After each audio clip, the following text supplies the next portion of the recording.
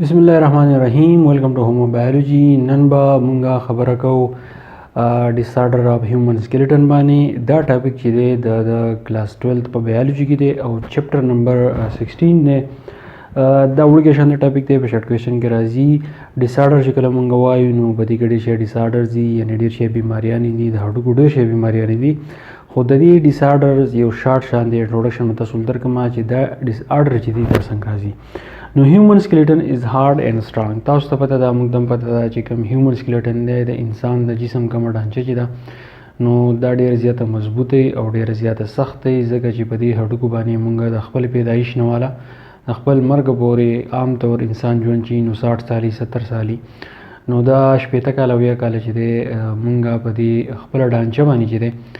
जोन तेरो मुंगा कीनू पासू द्रुनकार को मंडव हो नो बदी टूल की दा बोन्स ची दी नो दा यूज़ की deformities resulting in reducing moment कल ची डिफॉर्मिटीज राशि पदी हडुकू की समस्या राशि या मात शी या पके कैल्शियम के में राशि या दन बजिसम के बदी हडुकू की समस्या राशि नो दागे दो जने ब्याज मुंगा द जिसम हरकत ची दे पर सही तरीका बानी नकी लक संग ची पर नॉर्मल तरीका बानी की नो देते वे लेकी की deformities may be genetic, hormonal due to effect of nutrient deficiency. Deformities बोली राजी बदे अड़ू की मसले बोली राजी दा खुया जेनेटिक दा सीधी चीज़ मोर प्लारना या दुनिया नहीं करना खसूसियत चीज़ें अगर मोर प्लार तपाशी मोर प्लारना पे माशुमान तपाशी चीज़ हडू को से कमज़ोरी ख़ानदानी का हडू को कमज़ोरी नहीं चीज़ी नागा उर्स तबिया माशुमान की राजी और दागे ने अलावा हार्मोनल डिफॉर्मिटीज़ हार्मोनल दासी उससे जिदा उनका बजिसम की उसिस चीज़ आगे एक्साइट कई जुमगा द हडू को मूवमेंट जिदा आगे एक्साइटेशन की द हार्मोन पजरे बाने हो जे कल द हार्मोन कमज़ोरी शिन दागे दो जिन हम मसल राजी और due to effect of nutrient deficiency और कल जिदा खुराक के में राजी नो ज़्यादातर मसला जिदा दिन नाजी जगह जे न्यूट्रिशन द तरफ जे कम डेफिशिएंसी राजी नो मुक्त कैल्शियम के में राजी द कैल्शियम के में दो जिन जिदे न बिया दा चल कीगी چې هډو کو ته چې نقصان نسی نو ډیفارمیټیز باسل کې موږ ته وایو چې په زمونږ چې کم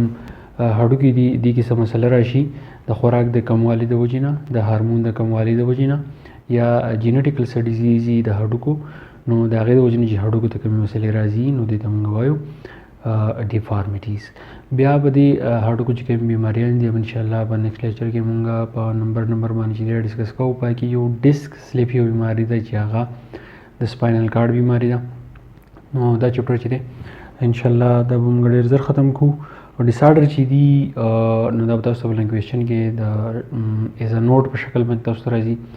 او په شارټ کوېشن کې هم تاسو راتلی شي د 3-4 نمبر یو سوال نو کله دې باندې پوه شوي یې نو ملګرو سره ضرور شیر کړئ او روان لیکچر چې ان شاء الله ډېر لینک لیکچري میلاو شو د بل لیکچر سره تینګ یو ډېر مننه